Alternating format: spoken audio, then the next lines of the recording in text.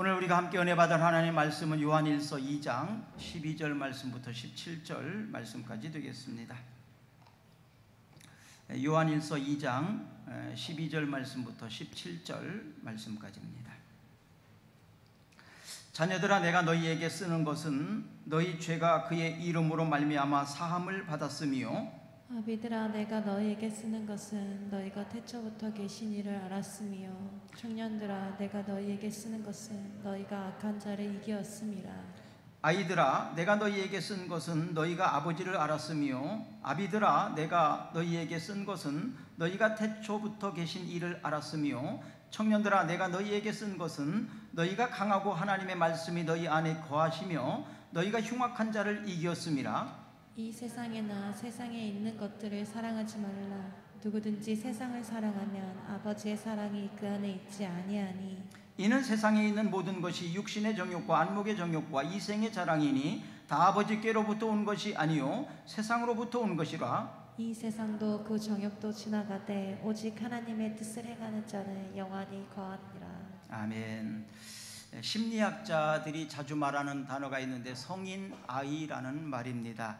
이 성인 아이는 성장하면서 여러 가지 내적 상처 이런 것들로 인해서 육체적으로는 성장을 하였지만 지적으로 정서적으로 성장이 멈추어서 가정과 사회에 문제를 일으키는 사람을 말합니다. 영적으로도 영적 성인 아이가 있는 것 같습니다. 교회를 오래 다녀서 직분이 장로, 집사, 권사 이렇게 되었지만 영적 성장을 하지 못해서 여러 가지 유혹에 쉽게 넘어가고 교회 안에서의 또 여러 가지 문제를 일으키기도 하는 것을 보게 됩니다. 세계적인 어떤 상황을 보면서 시대적 사명과 시대적 어떤 상황에 따라서 교회가 달라지는 걸 봅니다. 20세기에는 교회 성장 운동이 한참 활발했습니다. 그래서 세계 교회들이, 특별히 대한민국의 교회들이 굉장히 많이 부흥하는 양적 성장을 이루어 갔습니다. 근데 21세기 들어가면서 양적 성장보다는 이제 건강, 바로 영적 성장에 많은 힘을 기울이고 있습니다.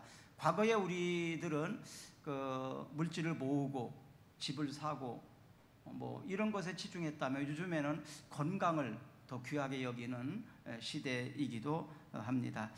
지난주에 우리는 교회가 하나님의 가족이라고 말씀을 드렸습니다. 오늘 본문에 보면 하나님의 가족에는 자녀, 아이, 청년, 아비 이런 호칭들이 나옵니다. 이런 호칭들을 통해서 오늘 주시는 하나님의 말씀을 찾아보려고 합니다. 자, 첫째는 자녀들입니다. 12절 한번 읽겠습니다. 자녀들아, 내가 너희에게 쓰는 것은 너희 죄가 그의 이름으로 말미암아 사함을 받았으며. 아멘. 자녀들아, 내가 너희에게 쓰는 것은 너희 죄가 그의 이름으로 말미암아 사함을 받았으며. 그의 이름은 누구냐? 마태복음 1장 21절에만 보면 아들을 낳으리니 이름을 예수라 하라. 자, 있습니다. 아들을 낳으리니 이름을 예수라 하라. 이는 그가 자기 백성을 그들의 죄에서 구원할 자이심이라 하니라. 아멘. 바로 예수라는 이름, 그가 자기 백성을 그들의 죄에서 구원할 자다.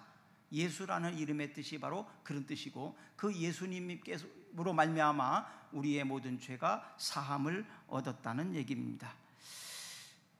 또 요한복음 1장 12절 보겠습니다. 영접하는 자 곧 그 이름을 믿는 자들에게는 하나님의 자녀가 되는 권세를 주셨으니. 아멘. 하나님의 자녀가 되는 권세를 주셨는데 어떤 사람에게? 영접하는 자에게. 예수님을 영접한다, 내 마음에 모셔드린다. 영접이라는 것은 내 마음에 모셔드리는 겁니다. 집으로 초대하는 것입니다. 그래서 내가 내 마음에 초대하게 되면 하나님의 자녀가 된다. 예수님을 우리 집에 초대하게 되면 우리 집의 가족이 되는 거예요. 예수님께서 우리 사업장에, 우리 기업에 초대하게 되면 예수님이 그 직원이 되는 거예요. 같이 함께 일하는, 함께 동거하는 그런 가족이 된다 이 말입니다. 권세라는 말을 왜 썼을까요? 권세, 하나님의 자녀가 되는 권세. 하나님의 아들이라는 것은 대단한 권세입니다. 요즘에 흙수저, 금수저라는 말을 많이 쓰지요. 이제 우리는 더 이상 흙수저가 아니라 금수저 이상입니다. 왜? 하나님이 나의 아버지가 되니까. 내가 하나님의 아들이 되었다는 얘기입니다. 부모 찬스를 가지고 있는 사람들이 많이 부러워하셨지 않습니까? 우리는 부모 찬스를 가지고 있는 사람입니다. 아들이 군대에 갔을 때 전화가 왔어요. 아빠, 저 누구 백으로 여기 왔어요? 그 왜 그러냐 그랬더니 주변에 다 친구들이, 동료들이 다 백이 있더래요. 백도 대단한 백들이 있더래요. 그래서 아빠, 저는 누구 백으로 왔어요? 나는 백을 쓴 적이 없어요. 누구 백이었을까요? 하나님 백입니다. 아멘. 그래서 하나님 백이다 그랬습니다. 왜? 우리는 하나님의 아들이니까요. 우리는 하나님의 백을 가지고 있는 사람들입니다. 그러니까 그거보다 더 큰 백이 어디에 있겠습니까? 사랑하는 여러분, 여러분은 영접하는 자였고 하나님의 자녀가 된 자는 권세를 가지고 있는 사람입니다. 아멘. 12년 동안 혈류증 앓다가 고침을 받은 여인에 대해서 지난주에 말씀을 드렸습니다. 그 혈류증 12년 동안 앓다가 예수님의 옷자락을 만지고 병이 나았는데, 그때까지는 이 여인에 대해서 그냥 여인, 여자 그렇게 표현을 했습니다. 그런데 이 여인이 두려워 떨고 있을 때 주님이 그를 앞에 세우고는 이렇게 말씀하십니다. 내 믿음이 너를 구원했다. 그런데 그 여인의 이름을 뭐라고 부르느냐? 딸아, 이렇게 부릅니다. 딸아, 내 믿음이 너를 구원했다, 이렇게 말합니다. 그 전에는 여자, 여인 이렇게 말했는데 이제는 딸이라고 표현하고 있더라 이 말입니다. 이 여인이 주님의 옷자락을 만지면서 믿음을 보였던 거예요. 내가 주님의 옷자락만 만져도 병이 나을 것 같다. 주님과 나와의 관계를 좀 맺고 싶다. 내가 주님의 옷자락을 만지는 거 붙잡으면서 주님과 나와는 이제는 관계가 맺어졌다 이 말입니다. 이게 바로 믿음의 행동이었어요. 믿음의 행동이 주님의 옷자락을 만지는 것으로 표현된 거예요. 주님은 그 믿음의 행동을 인정하셔서 이제는 딸이라고 불렀다 이 말입니다. 성경은 그를 여자라고 불렀다가 여인으로 불렀다가 이제 주님과의 관계가 맺어진 순간부터 그는 딸이라고, 하나님의 딸이라고 이렇게 부르게 되었다라는 거예요. 우리가 주님을 만나기 전, 주님을 영접하기 전, 내가 예수님을 믿기 전에는 그냥 나 자신으로 살았어요. 그러나 이제 내가 주님을 영접했고 내가 하나님을 믿겠다고 다짐을 했습니다. 그때부터 이제 우리는 하나님의 아들이 된 거고 하나님의 딸이 됐다 이 말입니다. 사랑하는 여러분, 여러분은 하나님의 아들입니다. 할렐루야. 금수저 중에서도 금수저입니다. 아빠 찬스를 가지고 있는 사람들입니다. 고린도후서 5장 17절을 한번 읽어봅니다. 그런즉 누구든지 그리스도 안에 있으면 새로운 피조물이라. 이전 것은 지나갔으니 보라 새 것이 되었도다. 누구든지 그리스도 안에 있으면 새로운 피조물이라. 새로운 피조물이라는 것은 새롭게 지음을 받았다 이 말입니다. 옛날의 내가 아니라는 얘기죠. 중생, 거듭남 이렇게 표현하기도 합니다. 내가 예수 믿는 순간 이제는 예수 믿기 전에 내가 아니에요. 나는 예수님을 믿음으로 새로 태어난 사람, 다시 태어난 사람, 두 번 태어난 사람 이런 뜻입니다. 이제 우리는 하나님의 아들로 태어난 사람입니다. 이제 나는 하나님의 아들로 살아야 될 사람이다 이 말입니다. 하나님을 믿지 않는 사람들과 그래서 전혀 이제는 근본이 다르다 이 말입니다. 사랑하는 여러분, 주님을 영접하신 여러분은 하나님의 아들이요 하나님의 딸입니다. 하나님의 자녀입니다. 그래서 주님이 사랑하는 자라는 말입니다. 요한복음 15장에 보면 포도나무에 대한 비유가 나옵니다. 포도나무가 가지가 붙어 있지 않으면 열매를 맺을 수 없다 이렇게 말합니다. 너희가 내 안에 거하고 내 말이 너희 안에 거하면 무엇이든지 원하는 대로 구하라. 그리하면 이루리라. 너희가 내 안에 거하고 내 말이 너희 안에 거하면 바로 가지가 붙어 있어야 열매를 맺을 수 있지, 가지가 떨어져 있게 되면 열매를 맺을 수 없다는 거죠. 얼마나 가까이 있느냐가 중요한 게 아니라 붙어 있어야 되는 것입니다. 딱 붙어 있지 않으면, 그 모든 영양분을 거기서 빨아 올리지 않으면, 영양을 보충받지 않으면 열매를 맺을 수 없는 거예요. 0.1mm만 떨어져도 열매를 맺을 수 없는 겁니다. 1m 떨어지든 100m 떨어졌든 10kg가 떨어졌던 1cm가 떨어졌던 건 똑같은 거예요. 주님 안에 거할 때 우리의 기도가 응답되는 것입니다. 주님 안에 있을 때 그리스도인으로서의 능력을 공급받는다, 이 말입니다. 두 번째로는 아이들입니다. 14절입니다. 아이들아, 내가 너희에게 쓴 것은 너희가 아버지를 알았으며, 아비들아, 내가 너희에게 쓴 것은 너희가 태초부터 계신 이를 알았으며. 그 앞에만 봅시다. 아이들아, 다시요. 아이들아, 내가 너희에게 쓴 것은, 여기서 아이들아 이렇게 나옵니다. 아이들아, 아이, 이것은 헬라어로 파이디온이라고 말해요. 파이디온, 많이 들어봤죠? 파이디온 선교회가 있으니까 파이디온, 이것은 미성숙한 상태를 말합니다. 성숙하진 않은 아이, 이런 뜻입니다. 아기, 이런 뜻입니다. 법적으로는 촉탁소년이라고 그러나요? 촉탁소년, 그렇죠? 어떤 범죄를 저질렀을 때에 그것을 크게 묻지 않는, 왜 아이들이니까, 아이니까 이렇게 표현을 합니다. 이 아이는 부모들의 돌봄이 필요한 사람들입니다. 이 아이가 태어나서 이제 엄마를 알아보고 아빠를 알아보면서 말을 배우기 시작할 때 얼마나 이뻐요. 아빠, 엄마 할 때 이때가 가장 이쁜 것 같아요. 근데 아빠보다는 엄마를 먼저 찾더라고. 엄마, 그죠? 엄마, 엄마라고 처음 불렀을 때 그때의 감격이 있죠. 엄마라고 처음 불렀을 때, 아빠라고 처음 불렀을 때, 다른 사람이 들어볼 땐 엄마라고 부른 거 아닌 것 같아요. 근데 엄마가 말할 때에는 자기를 불렀대. 아빠라고 분명히 했다는 거야. 비슷하게만 불러도 엄마라고 알아듣고 아빠라고 알아듣더라고요. 이게 엄마 아빠의 사랑이겠죠. 이때는 그냥 아빠 엄마만 그것만 불러도 감격한 그런 때입니다. 존재 자체가 부모의 기쁨입니다. 아기라는 아무것도 부모님에게 해줄 수 없고 오히려 부모를 힘들게 하고 바쁘게 하는 거예요. 그런데도 불구하고 그냥 그 존재 자체가 부모의 기쁨입니다. 그죠? 존재 자체가 부모의 기쁨이에요. 여러분, 이게 바로 막 태어났을 때, 이제 막 자라기 시작할 때 상태입니다. 이때에 말하는 게 부모에게 대단히 영향력이 있는 것 같더라고요. 좀 더 커서 뭐 중학생이 되고 고등학생이 되고 그런 때보다도 아주 어렸을 때 부모에게 말하는 게 영향력이 있더라고요. 그때는 아이가 말하면 다 해줍니다. 묻지도 않고 따지지도 않고 그냥 다 해줍니다. 근데 한 중고등학교 정도 되면 어디에 쓸 건데 너 꼭 그거 필요하냐? 이렇게 물어볼 수 있어요. 근데 아기였을 때는 무조건 해줍니다. 무조건 해주더라고요.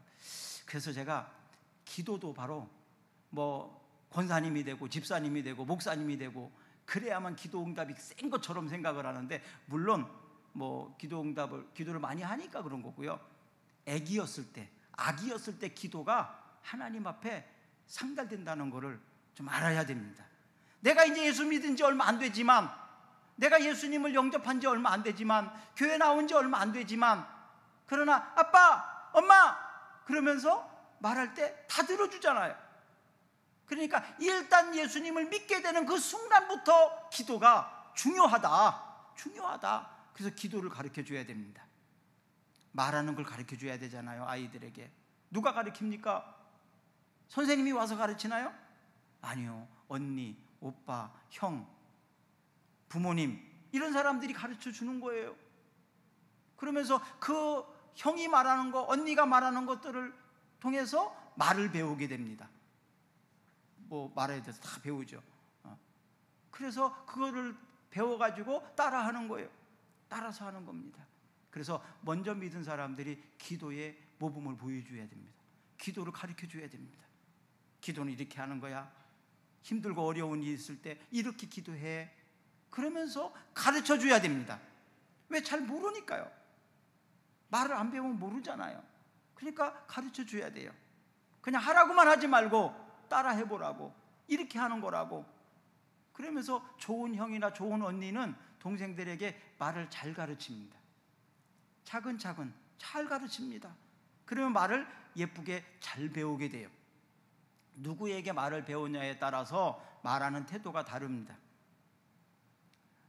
우리나라 각 사투리가 많잖아요. 전라도 사투리, 경상도 사투리, 특별히 부산 사투리, 못 알아들을 정도로 사투리가 강합니다. 누가 누구에게 배웠느냐에 따라서 그렇게 말이 사투리를 쓰게 되더라고요. 그래서 가르치는 사람이 바르게 잘 가르쳐 줘야 됩니다. 그래야 말을 잘할 수 있어요. 예쁘게 말하는 사람, 바르게 말하는 사람, 예의 있게 말하는 사람, 그리고 기분 좋게 말해주는 사람, 그렇게 말하는 훈련이 좀 필요합니다. 그런 훈련을 배워야 합니다. 이건 아이들만이 아니라 어른들도 좀 배워야 돼요. 어른들도 예쁘게 말하는 걸 배워야 됩니다. 좋게 잘 말하는 걸 배워야 돼요. 기분 나쁘게, 같은 말도 기분 나쁘게 말하면 잘 듣기 싫어합니다. 기분 좋게 말하는 것을 배워야 됩니다. 잘 배워야 됩니다. 이 아이들은 바로 이렇게 배움의 시기에 있는 사람들입니다. 이런 배움의 시기에 있을 때 이제 막 배운 말 가지고 이렇게 한마디씩 하면 부모가 얼마나 기뻐합니까? 엄마 사랑해, 아빠가 좋아. 이 말 들어보세요. 한번. 기가 막힌 노릇 아니에요? 할아버지 사랑해, 이거 한번 해봐요. 그냥 못 해줄 게 없어요. 다 해주고 싶잖아요. 그렇죠? 맞잖아요. 할머니 사랑해, 빨리 와라, 빨리 와라 해주고 싶지 않습니까? 이게 바로 배우는 단계예요. 이제 예수 믿고 나서 기도를 배워가지고 예수님 사랑합니다, 하나님 사랑합니다, 이거 한번 해보세요. 그러면 하나님이 그냥 가는 거예요. 바로 그렇게 기도를 배우는 거예요. 기도를 뭐 유창하게 뭐 그냥 논리 있게 육하 원칙에 의해서 뭐 그게 아닙니다. 그냥 말 한마디가, 이제 막 말을 배워가지고 하는 그 기도가, 그래서 교회 막 다니고 이제 막 예수 믿는 사람들이 기도하는 것이 셉니다. 그때 기도를 많이 가르쳐 주세요. 그때 말을 많이 배워야 되는 것처럼 교회 언어도 많이 가르쳐 주세요. 그래서 그들의 기도가 하나님 앞에 상달되는 것입니다. 제가 우리 아들이 이제 어떤 그런 걸 있을 때 왜 아빠 찬스를 안 사용하냐, 아마 제가 할 때에는 손으로 하는 걸 거예요. 내가 하면 삽질 정도는 되겠죠? 손으로 하는 것보다 삽으로 하는 것이 훨씬 더 효과가 있습니다. 그런데 내가 하는 건 삽질 정도지만 하나님이 하시면요, 포크레인 이상이겠죠. 포크레인 앞에서 삽질해봐야 무슨 의미가 있습니까? 그러니까 나는 안 하는 거예요. 아버지가 알아서 해주세요. 이거면 됐지 않습니까? 내가 삽질 안 하고 아버지께서. 이게 바로 아빠 찬스입니다. 사랑하는 여러분, 우리는 하나님 찬스를 가지고 있습니다. 할렐루야. 왜? 우리는 하나님의 아들이니까요, 하나님의 딸이니까요. 적어도 이런 마음만 가지고 있으면 예수 믿는 사람들 비굴하지 않습니다. 어디 가서 기죽지 않습니다. 사랑하는 여러분, 여러분은 하나님의 아들입니다. 하나님의 아들인 줄로 믿기를 바랍니다. 로마서 8장 14절 15절 한번 보세요. 무릇 하나님의 영으로 인도함을 받는 사람은 곧 하나님의 아들이라. 너희는 다시 무서워하는 종의 영을 받지 아니하고 양자의 영을 받았으므로 우리가 아빠 아버지라고 부르짖느니라. 우리가 뭐라고 불러요? 아빠, 아버지라고 부른다 그랬잖아요. 우리가 하나님을 아빠라고, 아버지라고 부를 수 있다고 말씀하시지 않았습니까? 하나님을 아버지라고, 아빠라고 부를 수 있는데 이 엄청난 특권 아니겠습니까? 이런 특권을 가지고 있는데 왜 두려워합니까?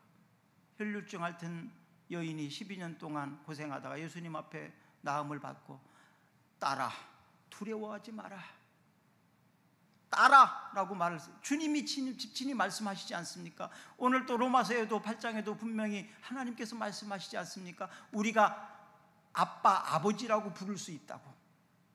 내가 하나님을 아빠라고 아버지라고 부를 수 있다고 말하지 않습니까? 얼마나 이게 영광스러운 일입니까? 이런 사람들에게는 기도의 응답의 특권이 있는데 마태복음 7장 7절부터 11절까지입니다. 구하라 주실 것이요, 찾으라 찾을 것이요, 문을 두드리라 그리하면 열릴 것이니라. 우리 부모가 악할지라도 생선을 달라 하는데 뱀을 줄 자가 어디 있겠느냐? 하물며 하나님께서 더 좋은 것을 주시지 않겠느냐? 너희 부모도 자식에게 좋은 것을 줄 알거든 하물며 하나님께서 더 좋은 것을 주시지 않겠느냐? 어떻게 해야 된다고요?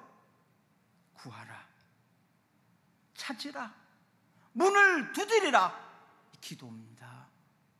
여러분, 어떤 것들도 기도보다 앞세우지 마세요. 기도. 하나님 앞에 기도하면, 구하면, 찾으면, 두드리면 우리 부모가 주시는 것보다도 더 좋은 것을 주시겠다고 말씀하고 계십니다. 그 기도는 오래 예수를 믿어서 집사님, 권사님, 장로님이 정도 돼야? 아니요. 예수 믿는 사람은 누구든지 할 수 있습니다. 오히려 어릴 때 기도하는 것이 더 효과가 있다니까요. 그래서 딸은 손자한테 시켜갖고 할아버지한테 말하게 한다니까요. 자기가 말하는 것보다 손자가 말하는 게 할아버지한테는 더 효과가 있거든요. 그래서 딸이 얘기 안 하고 손자가 직접 말하게 시켜요. 그러면 거절하지 않습니다. 그 정도로 어릴 때, 아이일 때 하는 기도가 효력이 있더라, 효과가 있더라. 그러니까 이제 예수 믿은 지 얼마 안 된다고 기도하지 않고 그러지 말라. 이제 내가 교회 나간 지 얼마 된다고 내가 기도도 모르는데, 그런 변명하지 마세요. 당신의 기도가 하나님 앞에 더 빠르게 응답된다. 그래서 그 사람들에게 기도를 가르쳐 주기 위해서 아까 그것처럼 부탁할 수 있어요. 이제 막 교회 나온 사람한테 권사님이 나를 위해서 기도해 달라고, 내 문제를 위해서 기도해 달라고. 그럴 때 그 사람의 마음이 얼마나 기쁘겠습니까? 그리고 기도에 대한 사명, 나도 기도할 수 있구나, 내가 기도하는 것도 하나님이 들으시는구나, 권사님이 나한테 기도 부탁을 하는구나. 야, 얼마나 자부심이 있겠습니까? 그래서 기도를 그렇게 가르쳐 줘야 합니다. 아이일 때 아이들이 있습니다. 그러나 아직은 미성숙했기 때문에 제대로 사람의 노력과 구실은 잘 못합니다. 아직 어리니까요. 세 번째로는 청년들입니다. 13절 14절을 읽어봅니다. 아비들아, 내가 너희에게 쓰는 것은 너희가 태초부터 계신 이를 알았으며, 청년들아, 내가 너희에게 쓰는 것은 너희가 악한 자를 이기었음이니라. 아이들아, 내가 너희에게 쓴 것은 너희가 아버지를 알았으며, 아비들아, 내가 너희에게 쓴 것은 너희가 태초부터 계신 이를 알았으며, 청년들아, 내가 너희에게 쓴 것은 너희가 강하고 하나님의 말씀이 너희 안에 거하시며 너희가 흉악한 자를 이기었음이라. 14절을 다시 한번 읽습니다. 청년들아, 내가 너희에게 쓴 것은 너희가 강하고 하나님의 말씀이 너희 안에 거하시며 너희가 흉악한 자를 이기었음이라. 청년들은 힘입니다. 힘이 있습니다. 청년의 때는 가장 왕성할 때죠. 가장 건강할 때입니다. 아픈 것도 별로 없을 때입니다. 청년의 때는 그래서 힘이 있으니까 악한 자를 이길 수 있는 때입니다. 힘이 있으니까요. 아이들을 키우다 보면 어느 순간 내 힘보다는 아들 힘이 더 세져요. 어느 순간. 그래서 그전에는 내가 힘들고 무겁고 어려운 일 있으면 다 했어요. 근데 이제는 아들이, 아빠 제가 할게요. 힘들고 무거운 일이 있으면 아들이 합니다. 이제는 나보다 아들이 힘이 더 세진 거예요. 바로 청년들은 힘이 있어요. 그래서 악한 자들과의 싸움에서 이길 수 있습니다. 청년의 때 가장 좋은 때입니다. 가장 좋은 자산을 가지고 있는 때가 청년의 때입니다. 그것은 그 어떤 것으로도 살 수 없는 것이 바로 청년의 때예요. 우리 청년들 지금 어떻게 시간을 보내고 있습니까? 지금 무엇을 하면서 시간을 보내고 있습니까? 청년의 때가 계속 있지 않아요. 그 젊음이 계속 있지 않아요. 어느 순간 여러분도 이제 그 청년의 때가 지나가 버립니다. 그리고 어느 순간 힘도 없어지게 되고 무력해지고 아픈 데도 많아지게 되어지는 그때가 옵니다. 청년의 때 어떻게 지내시고 계십니까? 제가 청년의 때를 잘 생각을 해봤어요. 난 청년의 때 뭐를 했을까? 그때는 아마 물불을 가리지 않고 교회 일에 매달려 있었던 것 같아요. 교회. 하여튼 청년의 때 공부하고 교회 일하고 거의 그렇게 시간을 모든 것들을 보냈던 것 같아요. 근데 청년의 때는 힘은 있지만요, 변칙 공격에는 약합니다. 유혹에 약한 것이 또 청년의 때입니다. 탁구나 이런 운동을 하다 보면 청년들은요, 빠르고 힘이 있어요. 그런데 구력이 떨어져요. 경험이 약해요. 그러다 보니까 변칙을 사용하면 청년의 때는 잘 넘어갑니다. 게임에 집니다. 왜? 구력이 약하니까, 변칙에 약하니까. 청년의 때는 힘은 있고 빠르지만 구력이 약해서 그래요. 경험이 약하니까 변칙을 사용하는 거예요. 그래야 청년들이 이길 수 있더라고요. 그래서 청년의 때 어떻게 해야 되느냐? 시편 119편 11절에 다윗은 이렇게 고백을 합니다.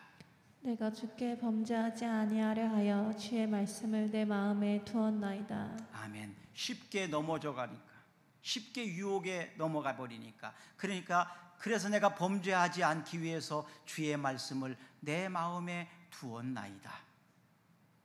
내 임의대로, 내 생각대로 경험 없이 그냥 막 실수할까 봐 하나님의 말씀을 내 마음에 두었다라고 말합니다. 아담과 하와가 범죄하게 되었을 때 사단의 유혹에 넘어갔습니다. 보암직도 하고 먹음직도 하고 탐스럽고 지혜롭게 할 만큼 너무너무 좋아 보였던 것이 동산 중앙에 있는 선악을 알게 하는 나무였습니다. 모든 나무를, 모든 열매들을 다 다스리고 먹을 수 있었지만 동산 중앙에 있는 한 나무, 선악을 알게 하는 나무, 그 나무의 열매만큼은 만지지 마라, 그거 먹지 마라, 그거 먹으면 너는 정령 죽으리라, 이렇게 말했는데 다 내 것인데 그거 한 가지, 그것도 내가 갖고 싶어가지고 그 유혹에 넘어가서 결국은 범죄하지 않았습니까? 다른 것은 보이지도 않아요. 오직 그 한 나무, 그게 먹음직하고 그게 보암직하고 탐스럽고 그거 갖고 싶었던 거예요. 그 유혹에 넘어가서 결국 아담과 하와가 범죄한 것 아니겠습니까? 둘째 아담으로 오신 예수님도 그런 유혹을 당했습니다. 마태복음 4장 1절부터 11절까지를 보면 예수님께서 40일간 금식기도 한 후에 성령에 이끌려서 마귀에게 시험을 당했는데 40일 동안 금식을 했으니 얼마나 배가 고팠겠습니까? 이제는 끝났으니까 먹어도 되는데 그 음식을 저 길에 있는 많은 돌덩어리들이 있는데 저거 떡으로 만들어서 먹을 수 있지 않느냐, 그렇게 해라. 마귀가 유혹합니다. 얼마든지 할 수 있어요. 누구한테 부탁할 것도 없고 아쉬운 소리 할 것도 없고 그냥 만들어서 먹을 수도 있는 일입니다. 그러나 누가 말한 거예요? 그것이 마귀가 말한 거예요. 그것이 성령께서 말한 것이고 하나님이 주신 감동이라면 만들어 먹어야죠. 그러나 그게 누가 말한 거예요? 마귀가 말한 거예요. 그래서 누가 시켰느냐가 중요합니다. 누가 그 말을 시켰는지, 누가 그렇게 하게 했는지, 이게 중요한 거예요. 그래서 우리는 성령께서 하게 하셨다면 해야죠. 같은 일이라도 성령께서는 하지 말라고 그러고 마귀가 하라고 시킬 때에는 하지 말아야 되는 거 아니겠습니까? 그래서 예수님께서 모범을 보여주십니다. 사람이 떡으로만 살 것이 아니요 하나님의 입으로 나오는 모든 말씀으로 살 것이니라. 사람이 떡으로 사는 거 아니야. 하나님의 입으로 나오는 말씀으로 사는 거야. 그런데요, 그 말씀이 구약에 기록된 말씀이거든요. 그래서 기록하였으되 이렇게 말하는, 하나님의 기록된 하나님의 말씀으로 마귀를 이겼습니다. 높은 성전 꼭대기에 올라가서 뛰어내리라. 그러면 거기서 뛰어내렸을 때 당신은 하나도 안 다칠 거 아니냐? 그러면 성전에 많은 사람들이 모여 있을 텐데 그 높은 성전 꼭대기에서 뛰어내렸는데 하나도 안 다쳤으면 사람들이 당신을 영웅이라고 받들지 않겠느냐? 당신은 하나님의 아들이라고 말하지 않겠냐? 한 방에 그냥 보여줄 수 있지 않겠느냐? 근데 누가 시킨 거예요? 마귀가 시킨 거예요. 그러니까 하면 돼요, 안 돼요? 안 되는 거죠. 왜? 마귀가 시키는 건 하지 말아야 되는 거니까요. 높은 산 꼭대기에 올라가서 천하 만물을 보여주면서 다 너에게 주겠다. 네가 하는 일에 내가 방해하지 않겠다. 얼마나 좋은 제안입니까? 내가 마음 먹고 내가 계획하는 일에 항상 순풍만 만난다면 기분 좋은 일 아니에요? 어려운 일 만나지 않게 한다면, 나를 방해하는 자가 없다면 얼마나 쉬운 일입니까? 제가 일주일에 한 번씩 자전거를 타는데 앞에서 바람이 불면 너무 힘들어요. 얼마나 안 나가는지 몰라요. 근데 뒤에서 바람이 불면 신납니다. 그냥 잘 나갑니다. 뒤에서 이 바람이 불어주면 신나는 거죠. 근데 앞에서 바람 불면 엄청 힘들어요. 그냥 뒤에서만 불어줬으면 좋겠죠. 그런데 왜 자전거를 타는 거예요? 일주일에 한 번씩 타는데 건강을 위해서 타는 거지요. 힘들게 페달을 굴르고 힘들게 타야지. 땀도 흘리고 건강을 위해서 하는 거지. 뒤에서 바람 부는 거 타면 뭐 운동이 되겠습니까? 그렇게 빨리 가고 싶고 그러면 차 타고 가지 뭐하러 자전거 타요? 그렇죠? 근데 사람은요, 잠깐 그 순간에 뒤에서 바람 불어줬으면 좋겠다. 앞에서 바람 안 불었으면 좋겠다. 그냥 뒤에서도 안 불어도 괜찮으니까 앞에서도 안 불었으면 좋겠다. 왜? 내 힘으로 내가 그냥 가는 것으로 족하니까. 그런 생각이 많이 듭니다. 사실은 뒤에서 안 부르는 거 괜찮고 앞에서는 안 불었으면 좋겠다. 그냥 내 힘으로 내가 살게. 누가 나 안 도와줘도 내 힘으로 내가 살 수 있는 것만 해도 족하다. 근데 앞에서 바람이 불 때 너무 힘들어요. 그런데 앞에서 바람 불 때 그런 생각을 하는 거죠. 오르막을 올라가는 것처럼 내가 힘들게 땀을 흘리고 힘을 써서 그럴 때 에너지가 많이 발생되지 않겠어요? 건강에는 좀 더 유익하고 운동이 되지 않겠습니까? 그러니까 앞에서 바람 부는 것도 은혜입니다. 할렐루야. 앞에서 바람 부는 것도 은혜입니다. 한번 옆 사람에게 앞에서 바람 부는 것도 은혜입니다. 내가 힘들게 사는 것도 은혜요. 내 일이 좀 미뤄지고 좀 그래도 은혜예요. 왜? 지나놓고 보면 알게 됩니다. 이 청년의 때에 이 유혹을 이기기 위해서는 결국 하나님의 말씀으로 이겼습니다. 자, 요한복음 14장 21절입니다. 나의 계명을 지키는 자라야 나를 사랑하는 자니 나를 사랑하는 자는 내 아버지께 사랑을 받을 것이요 나도 그를 사랑하여 그에게 나를 나타내리라. 아멘. 나의 계명을 지키는 자라야 나를 사랑하는 자니. 우리가 주님을 사랑한다고 수없이 고백하지 않습니까? 그럼 주님을 사랑한다는 표시가 뭡니까? 주의 계명을 지키는 거예요. 주의 말씀을 지키는 거예요. 주의 말씀을 지키는 것이 주님을 사랑하는 증거입니다. 그래서 하나님의 말씀을 지키는 자에게는 하나님이 함께 하신다. 그리고 그를 통해서 나를 나타내리라. 그를 통해서 나를 나타내리라. 얼마나 영광스러운 존재로 만들겠습니까? 하나님의 영광을 받으시기에 합당하신 분입니다. 영광을 받으시기에 합당하신 하나님께서 우리를 통해서 영광을 받으신다면 우리는 존귀하게 되는 거죠. 우리의 명예가 높아지는 것입니다. 우리가 잘 되게 되는 겁니다. 그럴 때 하나님의 영광을 더 받으실 수 있는 거죠. 요한계시록 1장 3절 말씀입니다. 이 예언의 말씀을 읽는 자와 듣는 자와 그 가운데 기록한 것을 지키는 자는 복이 있나니 때가 가까움이라. 하나님의 말씀을 읽는 자와 듣는 자와 그 가운데 기록한 것을 지키는 자가 복이 있다. 마지막 때가 갈수록 더욱 그리해야 합니다. 말세에 붙들 것은 우리가 하나님 말씀밖에 없습니다. 하나님을 붙잡고 하나님의 말씀을 붙잡고 청년의 때를 보내시기를 바랍니다. 그럴 때 지금 청년의 때 심었던 것들이 이제 나이가 들면서 여러분들이 그 열매를 먹게 될 것입니다. 청년의 때 많이 심어 놓으셔야 됩니다. 청년의 때 많이 심어 놓으셔야 됩니다. 그래야 늙을 때에, 노년의 때에, 청년의 때 해놓았던 열매를 먹게 될 것입니다. 마지막으로 아비들입니다. 13절 읽습니다. 아비들아, 내가 너희에게 쓰는 것은 너희가 태초부터 계신 이를 알았으미요. 청년들아, 내가 너희에게 쓰는 것은 너희가 악한 자를 이기었음이라. 아비들아, 내가 너희에게 쓴 것은 너희가 태초부터 계신 이를 알았으미요. 왜 태초부터 계신 이를 알았다는 표현을 썼을까요? 태초부터 역사, 바로 하나님이 창조하셨고 하나님께서 어떻게 역사를 이끌어 오셨는지, 과거의 모든 경험들, 이런 것들을 통해서 하나님을 알게 되었다. 지식적으로 아는 것이 아닙니다. 한번 보고 아는 것이 아닙니다. 경험함으로 아는 것입니다. 얼굴을 한번 봤어도 안다고 표현할 수 있어요. 그런데 진짜 아는 겁니까? 아니에요. 그의 이름을 알아요. 그러면 아는 것이죠. 그러나 이름 정도 안다고 아는 것일까요? 사람 속은 10길 물속은 알아도 한 길 속에 사람은 모르겠더라. 그 마음을 모르겠더라. 부부로 살아도 30년을 살아도 잘 모르는 게 많습니다. 사람을 잘 몰라요. 그렇죠? 그런데 안다는 표현을 함부로 할 수 있을까요? 자, 이 아비들의 표현은 바로 태초부터 계신 하나님을 알았다는 얘기는 경험적으로, 역사적으로, 체험을 통해서, 하나님을 인격적인 만남을 통해서 하나님을 내가 알았다는 거예요. 아비들이라는 표현은 그런 표현입니다. 여러분, 부모의 마음을 누가 압니까? 아버지의 마음을 알아요? 어머니의 마음을 알아요? 알 것 같죠? 몰라요.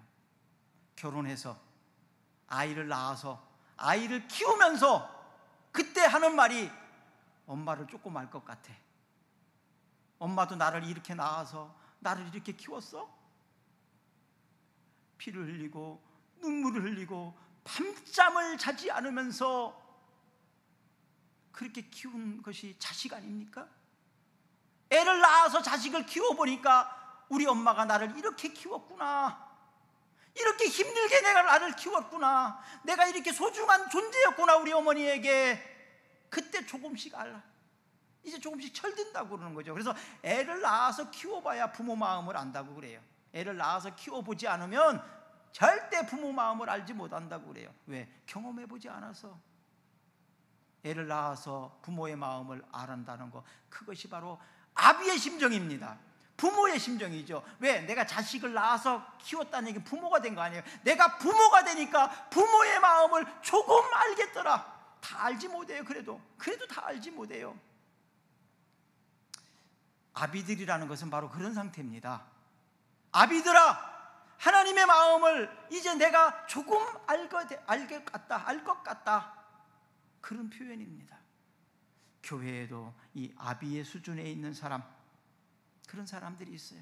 마태복음 15장 22절 이하에 보면 탕자의 비유, 둘째 아들이 허랑방탕하고 집에 돌아왔을 때 그 돌아온 아들을 끌어안고 목욕시키고 반지를 끼워주면서 동네 사람들 다 불러주고 송아지를 잡아서 잔치를 베풀 때 큰 아들은 아버지를 원망했습니다.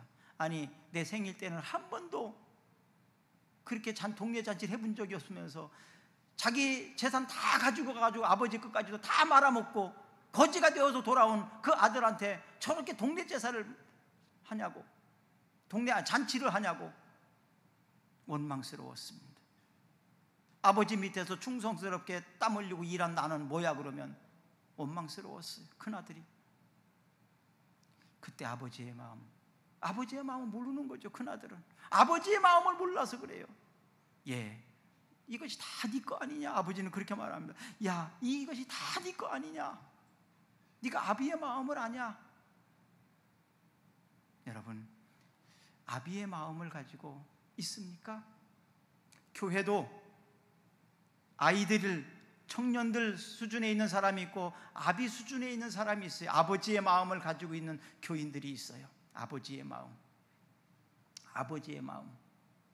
손님 교인도 있고 주인의식을 가지고 있는 사람들도 있고 아비의 마음, 어미의 마음을 갖고 있는 사람이 있어요. 이런 사람들은 모든 것이 이뻐 보여요. 아름답게 보여요. 내가 책임이고 내 책임이고 내가 해야 될 일이라는 생각을 가지고 있습니다. 그런데 젊은이들은 남의 탓을 돌릴 수 있죠. 나라와 민족을 일하는 위정자들도 마찬가지입니다.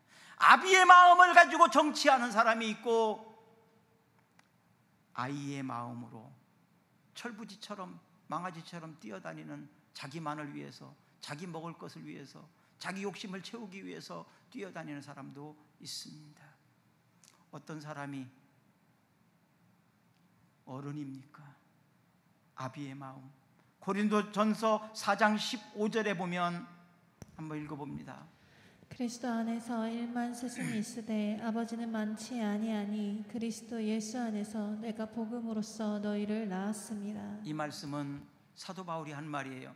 그리스도 안에서 1만 명의 스승이 있지만 아버지는 많지 아니하니, 1만 명의 스승은 있을지 모르겠는데 아버지의 마음을 가진 사람이 많지 않더라는 거예요. 아버지의 마음으로 일하는 사람이 많지 않더라는 거예요.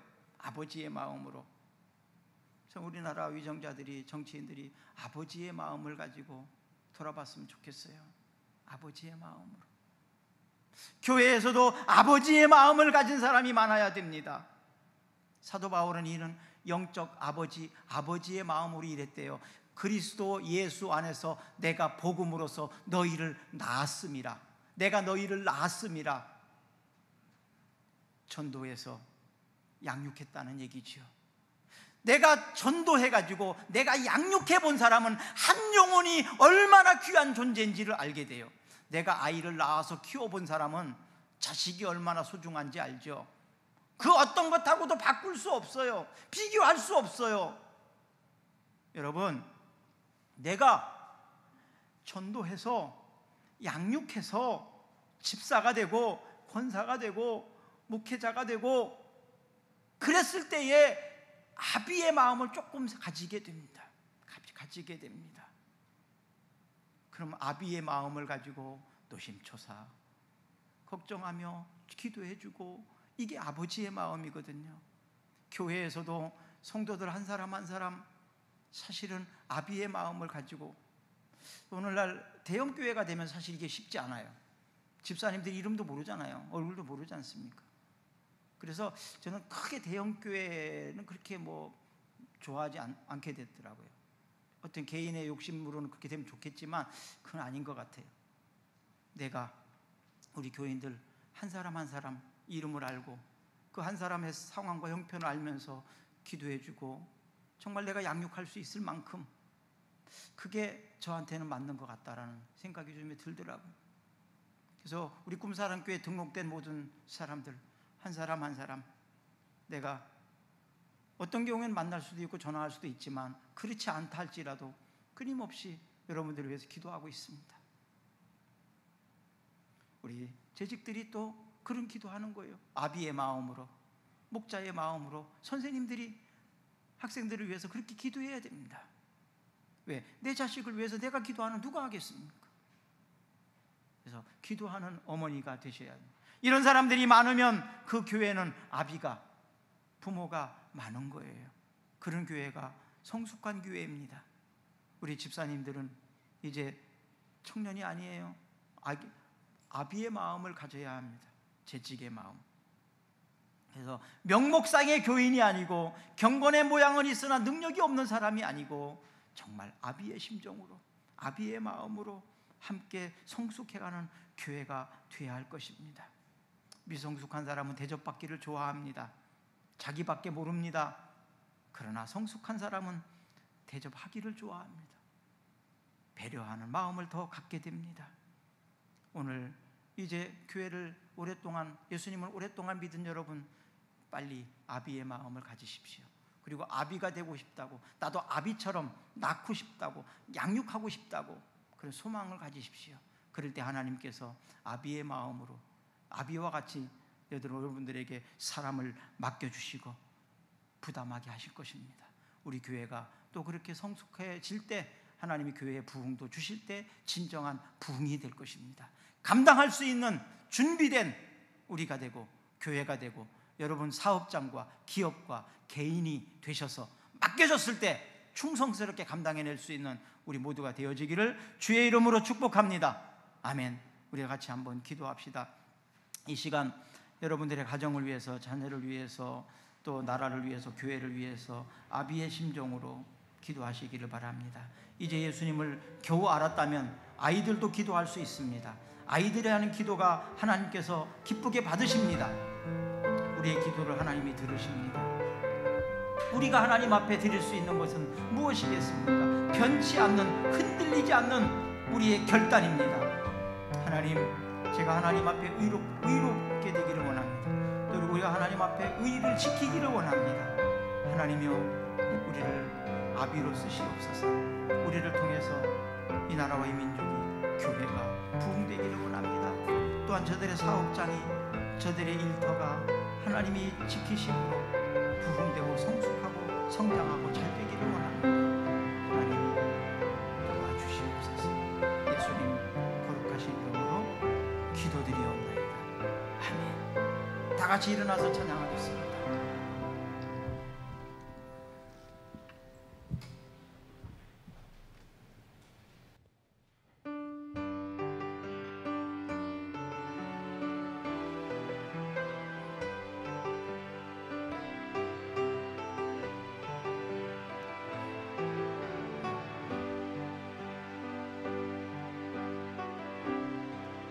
모든 사랑 속에서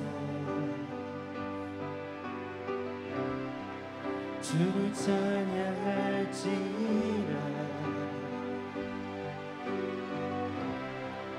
주는 너의 그 삶을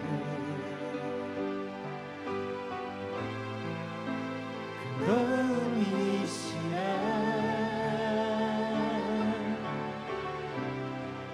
주의 얼굴 구할 때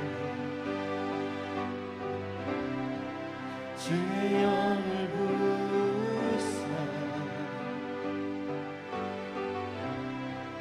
크신 사랑 안에서 주를 보게 하소서.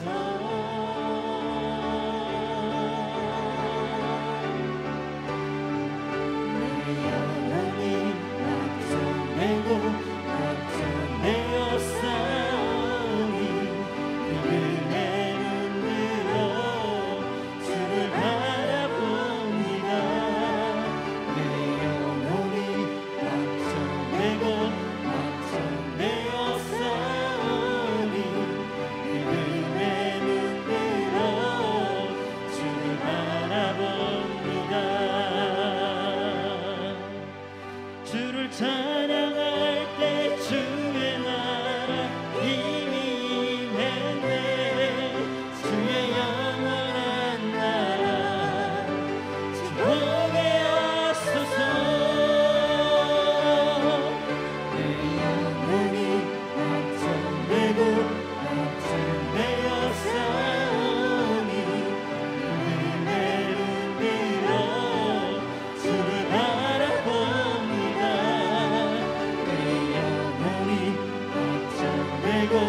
확정되어 싸우니 믿음에 흔들어 주를 바라봅니다.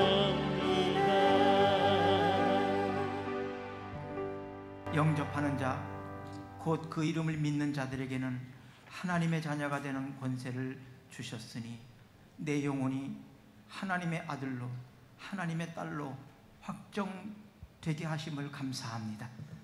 이제 마음에 결단합니다. 하나님의 아들로서, 하나님의 자녀로서 성숙하고 성장하여 아비의 사명을 감당하겠습니다. 우리를 사용하여 주시옵소서.